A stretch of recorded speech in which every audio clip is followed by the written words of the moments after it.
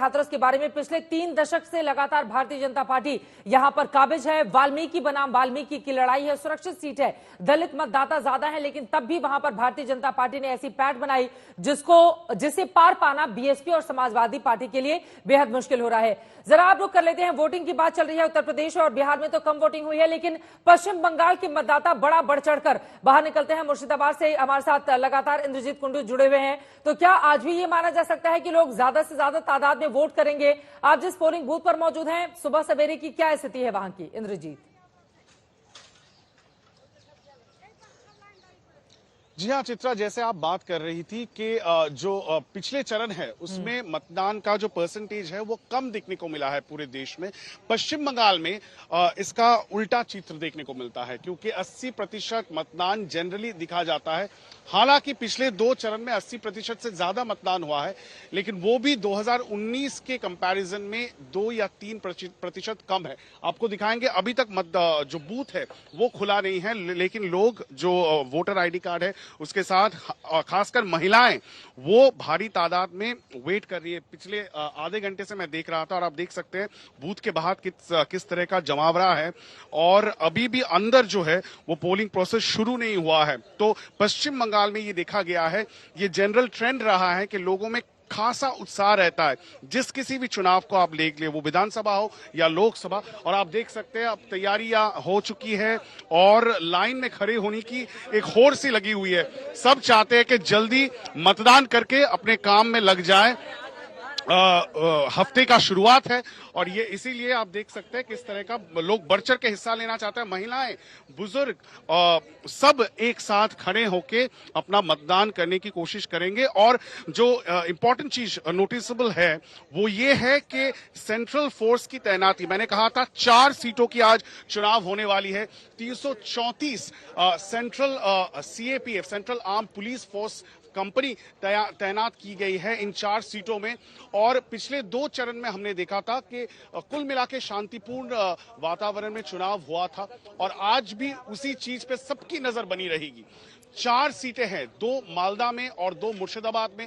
मुर्शिदाबाद से जो एक हाई प्रोफाइल सीट बन चुकी है, ट्रायंगुलर कॉन्टेस्ट है बीजेपी, तृणमूल और सीपीआईएम के बीच में। आपको पता होगा पिछले चुनाव में 2021 के विधानसभा चुनाव में कांग्रेस और लेफ्ट वो खाता नहीं खोल पाए थे विधानसभा में, और इस बार ये कयास लगाया जा रहा है कि शायद वो खुल सके। और इस ट्रायंगुलर कॉन्टेस्ट में ये हाई प्रोफाइल इसलिए बना है क्योंकि सीपीआईएम के राज्य के जो जनरल सेक्रेटरी है मोहम्मद सलीम, वो मुर्शिदाबाद से इस बार अपना जो चुनावी दाव है वो खेल रहे हैं। चित्रा, ठीक है, मैं लौटूंगी आपके पास और एक तस्वीर अपने दर्शकों को दिखाते हैं जहां पर प्रधानमंत्री नरेंद्र मोदी वोट डालने के लिए जाएंगे। आप जरा देखिए, ढोल नगाड़े बज रहे हैं, जरा ऑडियो हो तो सुन भी सकते हैं।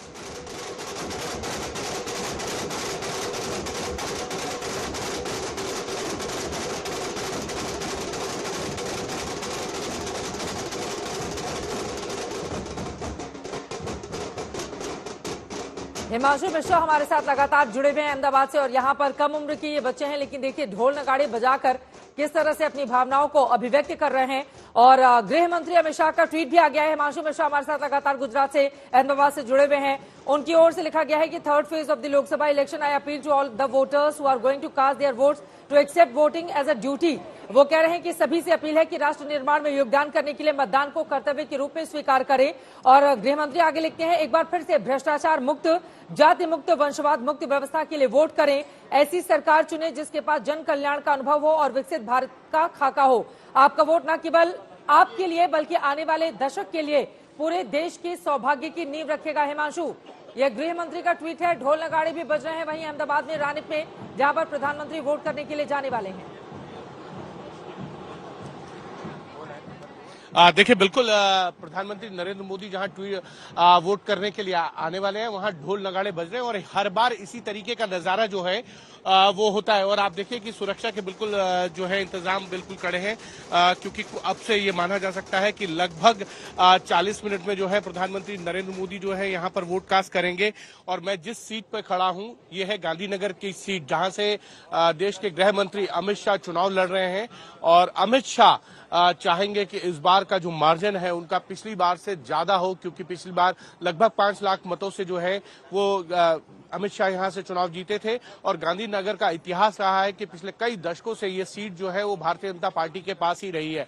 अगर आप देखेंगे तो लाल कृष्ण आडवाणी लंबे समय तक यहां पर जो है इस सीट से जो है वो चुनाव जीतते रहे हैं। 1996 में लाल कृष्ण आडवाणी जब जैन हवाला कांड में उनका नाम आया, उन्होंने इस्तीफा दिया, तब अटल बिहारी वाजपेयी ने यहां से चुनाव लड़ा था और चुनाव जीते भी थे अटल बिहारी वाजपेयी और प्रधानमंत्री बने थे। लेकिन उसके बाद से लगातार जो है ये सीट जो है वो भारतीय जनता पार्टी के पास ही रही है और भारतीय जनता पार्टी की कोशिश है कि गुजरात की इस बार 26 में से 26 सीटें जो है वो जीती जाएं 2014 और 19 की तरह, और इस बार का मार्जिन जो है वो 5 लाख से ज्यादा हो। मैं लौट रही हूँ आपके पास। विदिशा से चुनावी मैदान में है शिवराज सिंह चौहान और यहाँ पर देखिए सुबह सुबह किस तरह से पूजा पाठ करते हुए दिखाई दे रहे हैं। यकीनन आज विदिशा से चुनावी किस्मत उनकी दांव पर लगी हुई है। हालांकि पहले भी विदिशा की सीट शिवराज सिंह चौहान जीत चुके हैं, वहां से कई बार सांसद वो रह चुके हैं, लेकिन इस बार लंबे समय के बाद वो लोकसभा का चुनाव लड़ रहे हैं। ऐसे में उनका मुकाबला प्रताप भानु शर्मा से है। कांग्रेस पार्टी की ओर से वो विदिशा से चुनावी मैदान में है। किशन लाल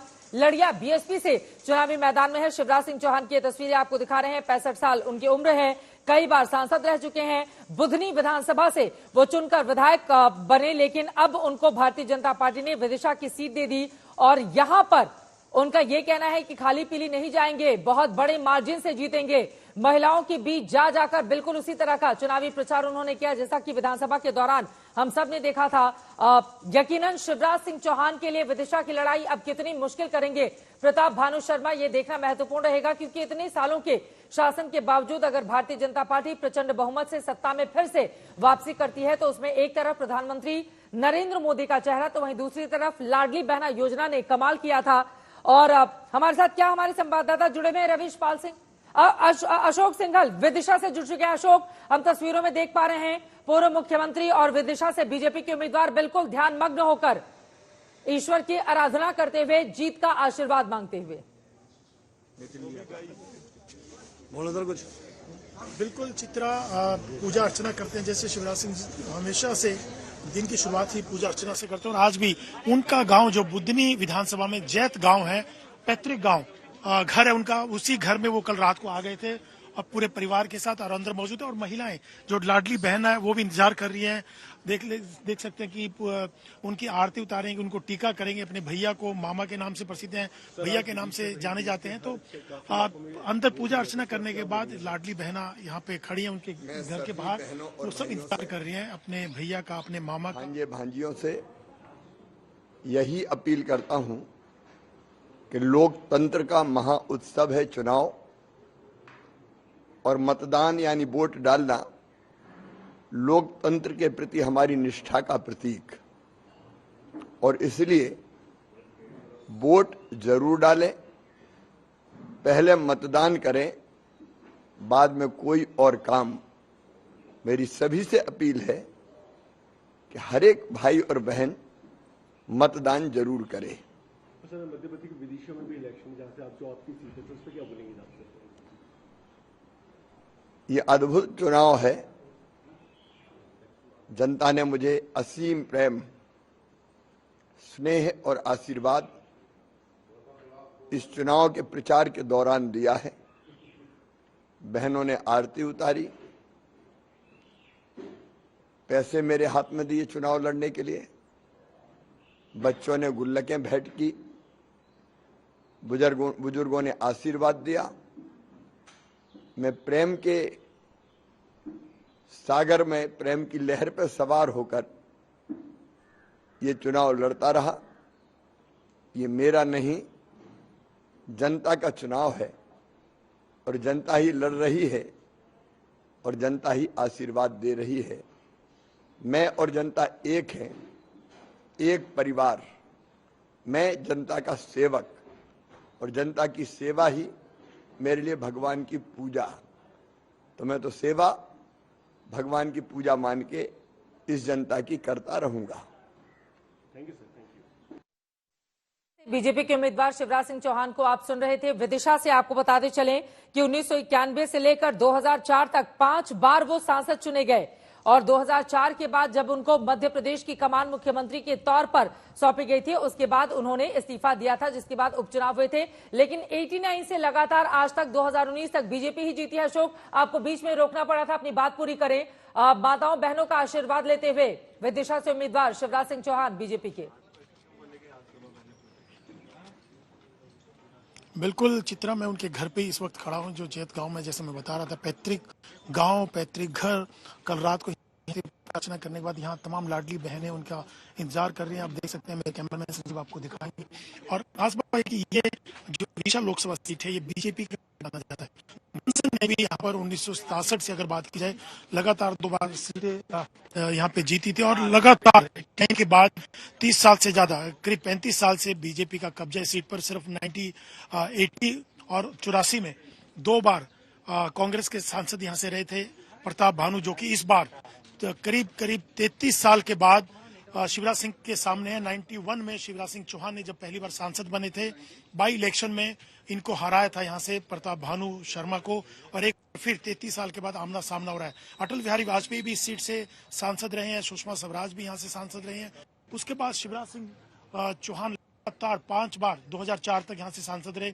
और जो बुधनी, इसी विदिशा लोकसभा के तहत बुधनी जो सीट आती है विधानसभा, वहां से भी 6 बार विधायक रहे हैं। लेकिन अगर शिवराज सिंह चौहान की बात करें